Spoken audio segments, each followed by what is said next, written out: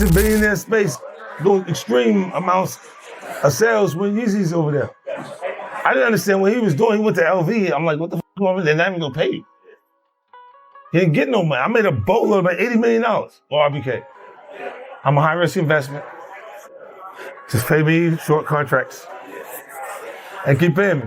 When they gave us the money, we really exist based on the loss on the bidding war for LeBron. RBK had $80 million laying there when Nike got LeBron for $120. If that money wasn't sitting there, Paul Fireman wouldn't have did the lifestyle branding and brought Daddy Yankee and Jay-Z's Estee Carter and G-Unit shoes to the table. That flipped the whole game upside down. Everybody raves about legacy, but barely anyone breaks down the real mechanics behind it. This right here, one of those rare moments. 50 Cent lays out how one single business choice morphed into an $80 million payday and why most artists would have completely blown it. Forget Billboard charts or radio hits. This is about ownership, leverage, branding, and knowing exactly where the real money sits. While everyone else was chasing flashy fashion deals and logo spots, 50 was playing chess for the long game. Short contracts, high stakes, constant payoffs. But hold up, the wild part is how Jay-Z is woven into all of this and why that link was way more critical than most realize. The money didn't just show up out of nowhere. It came from a bigger strategy, blending sports, lifestyle branding, and corporate moves that changed the hip-hop business forever.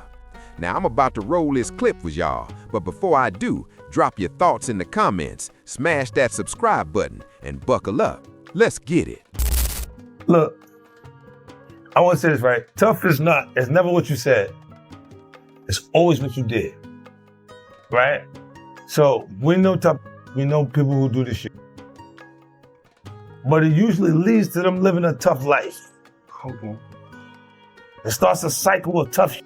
And no matter how tough their act is, they do some brazen. They're getting ready to go to the home of the boldest. So they're gonna be around to do that. That's what they did when they put you in the, they classify you and put you in on as bad as you are. Yeah, absolutely. And then you gotta show us you're tough again. This is gonna extend your stay. You know what I'm talking about. Yes. So it's going down. Tough is not my goal, man. I don't care about this. Right. You know what's gangster to me? Is to live the way you wanna live. To not have to answer to people to change things.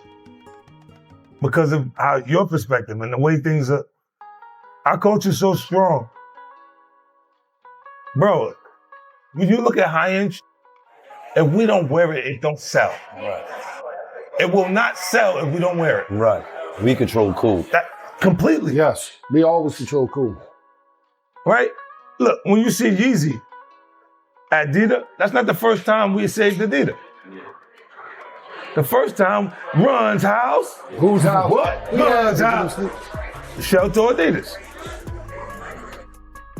They get back to billionaire space, doing extreme amounts of sales when Yeezy's over there. I didn't understand what he was doing. He went to LV. I'm like, what the fuck going on? They're not even gonna pay you. He didn't get no money. I made a boatload, about $80 million for RBK. I'm a high-risk investment. Just pay me short contracts and keep paying me. When they gave us the money, we really exist based on the loss on the bidding war for LeBron. RBK had $80 million laying there when Nike got LeBron for $120. If that money wasn't sitting there, Paul Fireman wouldn't have did the lifestyle branding and brought Daddy Yankee and Jay-Z's Estee Carter and G-Unit shoes to the table. Like, we wouldn't have received that opportunity. You know, and look, LeBron, that's why I say we 03, boy. Like, if that didn't happen, they wouldn't have had the money laying there for me to go get it. Yeah. So he knows I know.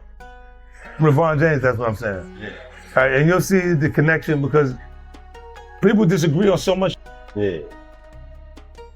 Your publicist, when you talk to your publicist, you know the first thing they tell you, what? Stay away from religion, stay away from politics. Okay. You know why?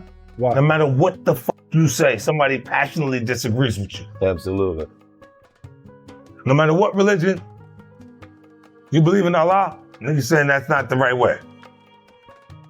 We believe in every Christianity, that's not it, because they choosing something different. Your political party, you Democrat, Republican, a disagreement completely. Yep. So I stay away from it. When I get pulled into politics, I go, Yeah, and I have nothing to say. I'm that's just the looking. same way we are. Well, no politics, none of I this. don't f with that. Like I don't stay there because I'm still entertainment. If it's not music, then it's film and television, but it's still entertainment. So why would you turn someone off by saying that? Right, I want everybody to enjoy what I'm doing. right. Not just a selective few amount of people. I'll focus on diversity because it's needed. Right. Yeah. You know, and I want to see my people look the right way. I want to see the right not just Tubi movies, nigga. Like the best, Right. high quality, high budget films. High quality, big budget moves. Most people never catch the exact moment when an artist stops thinking like a rapper and starts thinking like a CEO. That's what hit me the most about this conversation. Not the numbers, not the brand, it's the mindset flip. This was all about understanding leverage before anyone even started throwing that word around. 50 Cent wasn't out here hunting validation, he was hunting for positioning. And that matters because too many people mix up fame with real power. Trust me, they're not the same thing.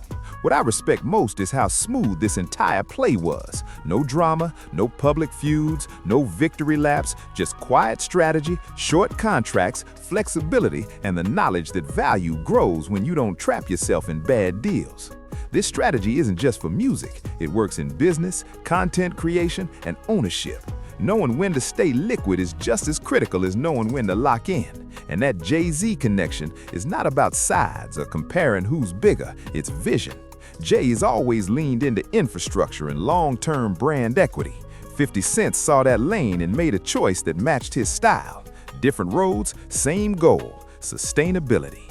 That's why this deal is still being talked about years later. It wasn't flashy at the time, but it aged like fine wine. And here's the part most people miss. Repeat reportedly paid 50 Cent close to $80 million in cash and equity tied to performance. That's not just a check, that's a belief. When a company structures a deal like that, they see upside that most people can't spot yet. And that's rare in this game. So let me hit you with this. Do you think 50 Cent's business mindset puts him in the same executive conversation as Jay-Z, even with totally different paths? Between Jay-Z's long-term equity plays and 50 Cent's short-term contract strategy, which one do you think actually works better in today's music and entertainment world? Drop your thoughts in the comments, hit that like button, and make sure you subscribe. Peace.